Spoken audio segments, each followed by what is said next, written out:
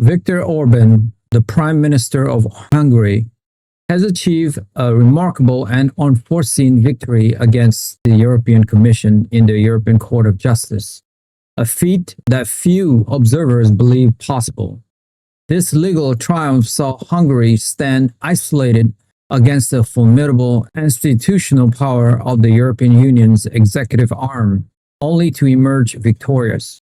For Orbán, this was far more than a mere legal skirmish. He publicly declared it a pivotal moment from Ursula von der Leyen, the President of the European Commission, crossed a critical red line. In Orbán's view, this ruling served as a stark revelation for millions of Europeans, exposing the perceived hypocrisy and overreach of Brussels, aching to the emperor wearing no clothes.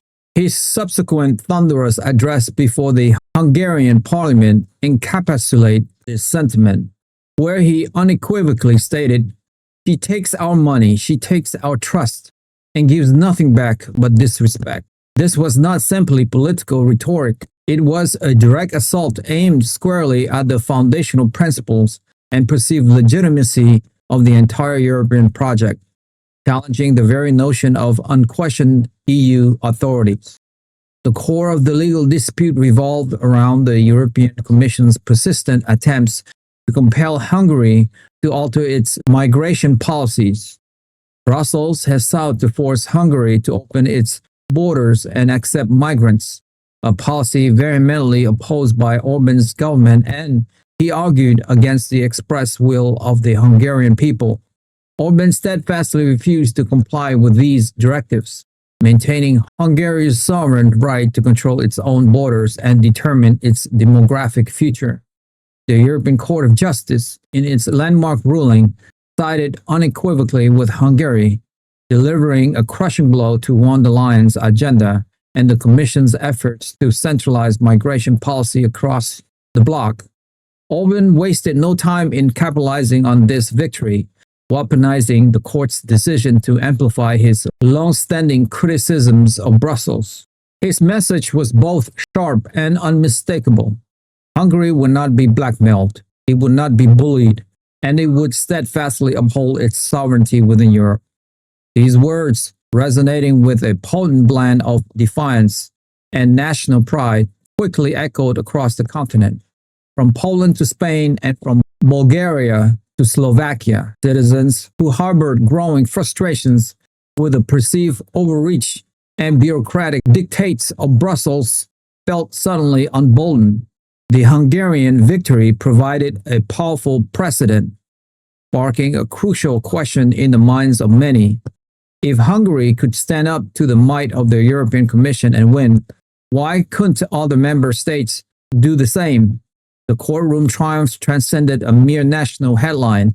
It transformed into the nascent seed of something far larger, a burgeoning rebellion against what many increasingly viewed as an unaccountable elite in Brussels.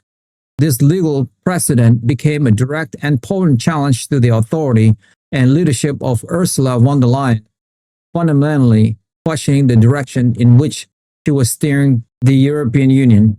Orbán's critic escalated further as he accused von der Leyen of deliberately dragging Europe into a catastrophic trajectory, betraying the very citizens who fund her lavish salary through their taxes. He passionately declared that millions of European people work day and night while Brussels reward them with nothing but contempt, encapsulating a widespread sentiment of disconnect between the EU institutions and its populace. The climax of his impassioned address was a direct and serious threat. Hungary would consider leaving the European Union. This threat, coming on the heels of a significant legal victory, sent shockwave through the corridors of powers in Brussels and across the capitals of member states, raising fundamental questions about the future cohesion and the directions of the bloc, particularly as other nations began to observe Hungary's successful defiance. The significance of the European Court of Justice ruling cannot be overstated. It represents a rare instance where a member state successfully challenges the executive power of the European Commission on a matter of fundamental national policy. This outcome undermines the Commission's attempts to enforce a uniform migration policy across all member states, affirming instead the principle of national sovereignty in critical areas. For the Commission, led by Ursula von der Leyen, the defeat is not merely a policy setback, but a significant blow to its authority and credibility. It fuels the narrative often advanced by Eurosceptic movement that Brussels is an unelected bureaucratic entity seeking to impose its will on sovereign nations, thereby eroding national identities and democratic decision-making processes. The ruling provides tangible evidence that such challenge can indeed succeed, encouraging all the dissatisfied member states to test the boundaries of EU legal and political power. Orbán's strategic use of the legal victory to galvanize domestic and international support is a masterclass in political communication. By framing the conflict as a David and Goliath struggle between a sovereign nation and an overbearing bureaucracy, he positioned himself as a defender of national interests and a champion for popular will against an elite establishment. His fiery rhetoric, accusing von der Leyen of contempt and betrayal, taps into deep-seated frustration felt by many Europeans regarding economic disparity, cultural changes, and a perceived loss of control over national destinies. The threat of leaving the EU, while perhaps a maximalist negotiating tactic, also served to emphasize the gravity of the situation and Orbán's unwavering commitment to his principle, placing immense pressure on Brussels to reevaluate its approach to member states that resist its integrationist agenda. The rebellion against the elite that Orbán's victory seems to be catalyzing is a powerful political force. Across Europe, populist and nationalist movements have gained traction by channeling public discontent with traditional political establishment, globalization, and what they often perceive as unchecked immigration. Orbán's win provides these movements with a tangible example that defiance against Brussels is not only possible, but can also be successful. This could lead to increased calls for national referendums on EU memberships, demands for greater national autonomy, and a general weakening of the centripetal forces that have traditionally held the EU together. The European project, founded on the principle of ever closer union, now faces significant challenges to its foundational tenets. As member states increasingly assert their national interests over collective directive, particularly in sensitive areas like migration. The economic implications of this dispute, while not explicitly detailed in Orbán's speech, are implicitly linked to his broader critic when he states, "She takes our money, she takes our trust, and gives nothing back but disrespect." There is an underlying current of economic resentment. Many Eurosceptics argue that their nations contribute disproportionately to the EU budget while receiving insufficient benefits of being subjected to policies that hinder national economic growth or cultural preservation. The legal battle over migration policy often intertwined with these economic grievances, as the management of migrant populations can impose significant social and financial costs on host nations.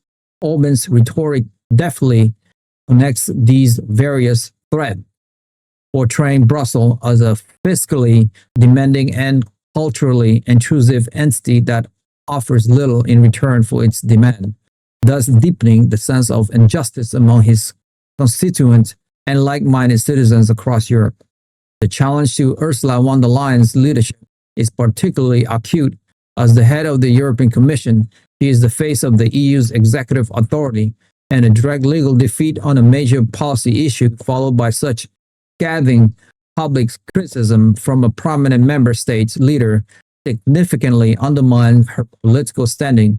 Her agenda, which often involved pushing for greater integration and centralized decision-making, now face increased resistance.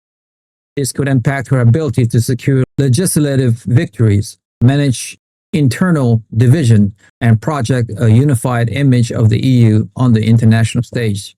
The perception that she has crossed a red line and presides over a commission that acts with contempt for its citizens creates a crisis of confidence that could have long-lasting effects on her tenure and the overall effectiveness of the commission. The reverberations of Hungary's victory are likely to encourage other Central and Eastern European countries, which often share similar reservations about Brussels' authority, particularly on issues of national sovereignty, migrations, and cultural identity. Nations like Poland, Slovakia, and Bulgaria, which have historically expressed skepticism towards certain EU policies, might now feel more emboldened to challenge the Commission on their own terms. This could lead to a fragmentation of policy within the EU, making it harder for the bloc to act cohesively on critical issues and project a unified foreign policy. The prospect of a multi-speed Europe, where different member states adhere to varying degrees of integration, could become more pronounced, threatening the foundational ideal of a unified European project.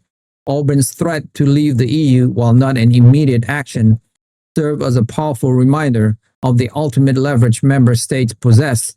Brexit demonstrated that leaving the Union is a real, albeit complex and economically disruptive possibilities.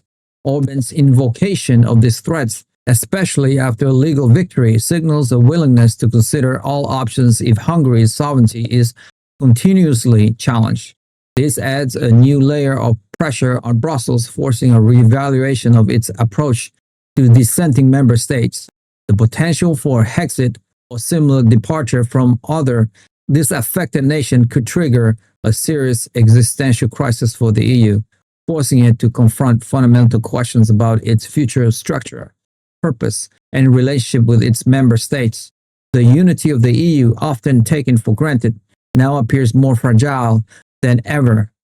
The narrative of the Emperor of Brussels wears no clothes is a potent metaphor, resonating with a public that increasingly view EU institutions as distant, opaque, and out of touch with the everyday concerns of ordinary citizens.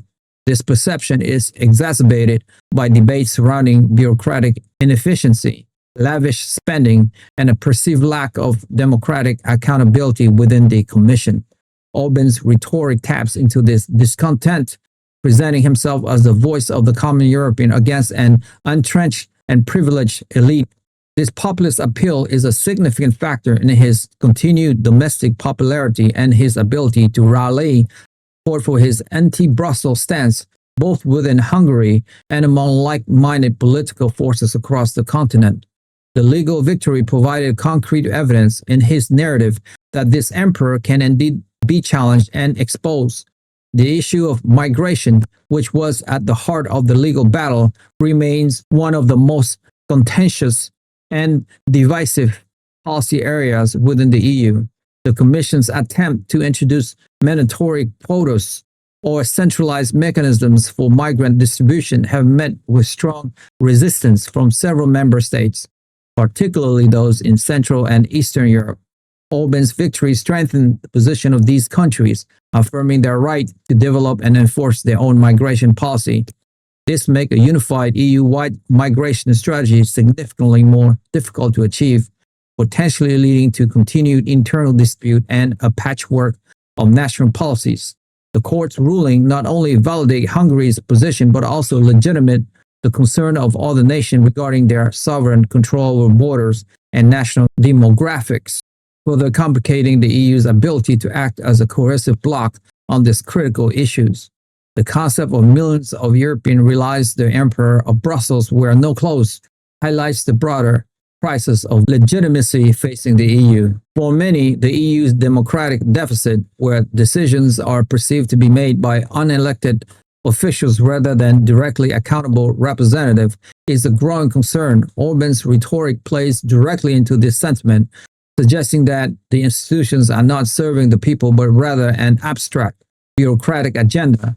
The legal victory, by showing a crack in the seemingly impenetrable facade of Brussels' authority, empowers those who advocate for greater national control and less centralized power. This growing disillusionment with the EU project, fueled by such high-profile clashes, poses a fundamental threat to its long-term stability and its ability to inspire collective action among its diverse member states.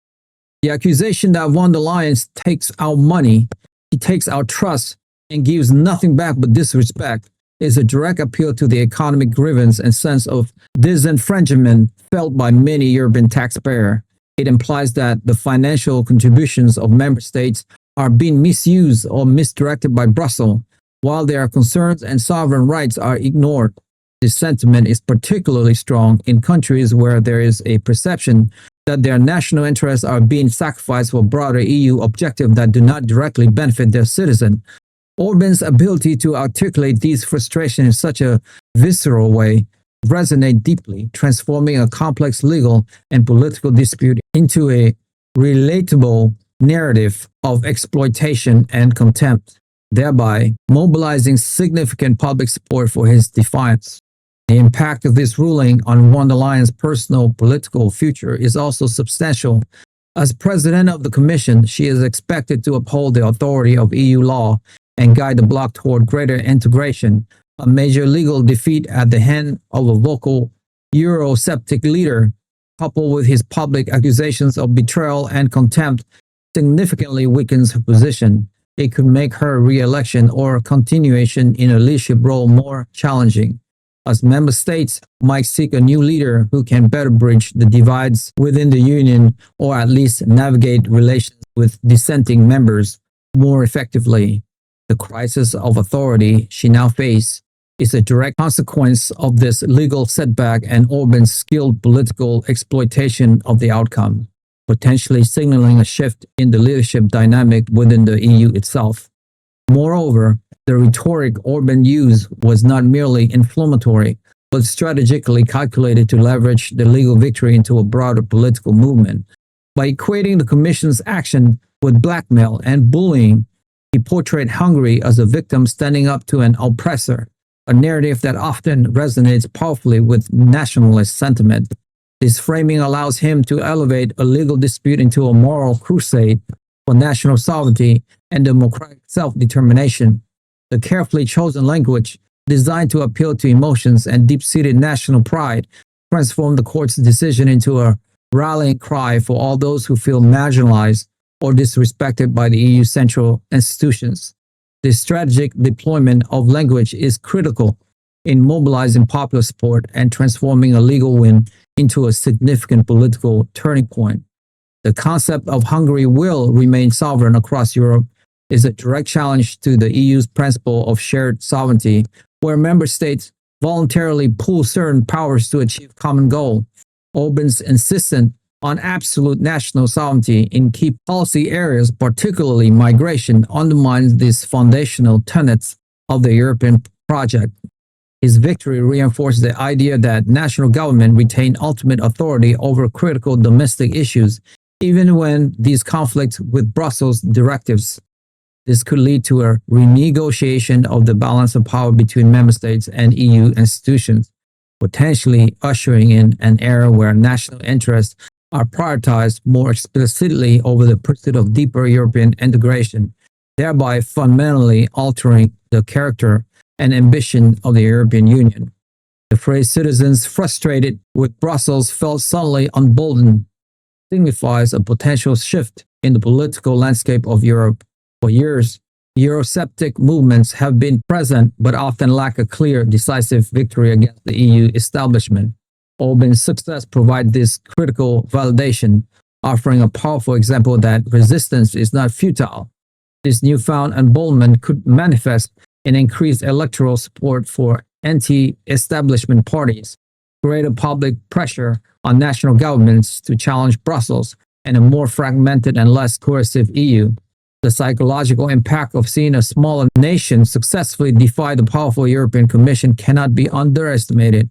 It provides hope and a template for others who share similar grievance, potentially leading to a wave of renewed nationalistic sentiment and challenge to EU authority across the continent. The European Court of Justice victory is not just a triumph for Hungary, but a significant moment in the ongoing debate about the nature and future of the European Union. It highlights the inherent tensions between the desire for deeper integration and the strong pull of national sovereignty. Orbán has massively exploited these tensions, using a legal ruling to ignite a broader political and ideological struggle against the current direction of the EU. His threats to leave the Union, coupled with his rallying cry for national sovereignty, forced Brussels to confront its own internal divisions and the growing discontent among its member states. The path forward for the EU appears increasingly fraught with challenges as it grapples with the fallout from this landmark decision and the emboldened resistance it has undoubtedly inspired across Europe. The cohesion and future of the European project now hang in a delicate balance, tested by the assertive nationalism championed by leaders like Viktor Orbán.